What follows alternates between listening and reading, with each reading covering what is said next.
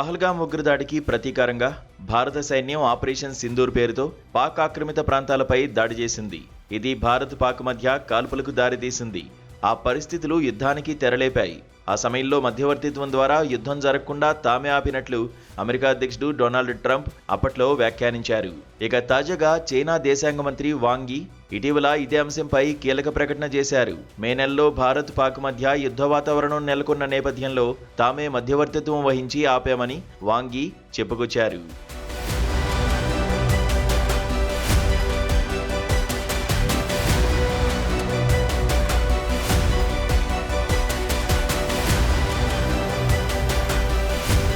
భారతదేశం పాకిస్తాన్ మధ్య జరిగిన కాల్పుల ఘటన సహా అనేక ప్రపంచ సంఘర్షణల్లో చైనా మధ్యవర్తిత్వం వహించి సమస్యలను పరిష్కరించిందని ఆ దేశ విదేశాంగ శాఖ ఒక ప్రకటన విడుదల చేసింది.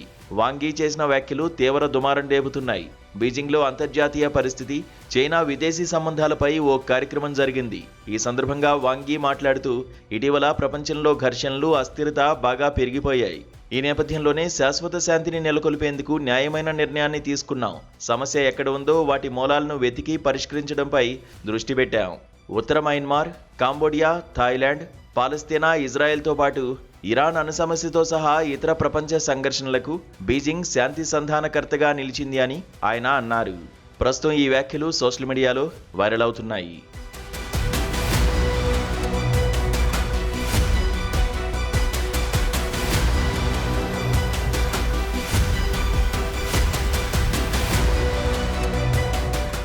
అయితే చైనా చేస్తున్న ఈ వాదనలపై సర్వత్రా చర్చ మొదలైంది.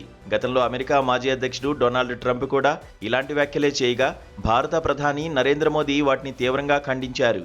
భారత్ పాక్ ద్వైపాక్షిక అంశాల్లో ఎవరి మధ్యత్వాన్ని అంగీకరించబోమని, కాల్పుల విరమణపై ఎవరూ జోక్యం చేసుకోలేదని భారత్ అప్పట్లోనే స్పష్టం చేసింది. ఇప్పుడు చైనా కూడా అదే తరహాలో క్రెడిట్ తీసుకోవాలని ప్రయత్నిస్తుండటంతో భారత విదేశాంగ శాఖ దీనిపై ఎలా స్పందిస్తుందనేది ఆసక్తికరంగా మారింది. భారత విదేశాంగ విధానం ప్రకారం పాకిస్తాన్తో ఏ సమస్యనైనా ద్వైపాక్షికంగానే పరిష్కరించుకుంటాం. ఇందులో మూడవ దేశం లేదా థర్డ్ పార్టీ జోక్యాన్ని భారత్ ఎన్నడూ అంగీకరించదు.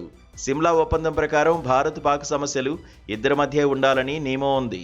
మరి ఇప్పుడు చైనా విదేశాంగ మంత్రి వాంగ్ యి చేస్తున్న వ్యాఖ్యల వెనుక ఆంతర్యం ఏమిటి? అంతర్జాతీయ వేదికలపై చైనా తన బలాన్ని, ప్రభావాన్ని చాటుకోవాలని చూస్తోందని నిపుణులు అంటున్నారు. అమెరికాకు పోటీగా తాము కూడా ప్రపంచ సమస్యలను పరిష్కరించగలమని బీజింగ్ భావిస్తోంది. కానీ భారత్ వంటి స్వతంత్ర విదేశాంగ విధానం గల దేశం చైనా మాట వింటుందా అనేది ప్రశ్నార్థకంగా ఉంటుంది.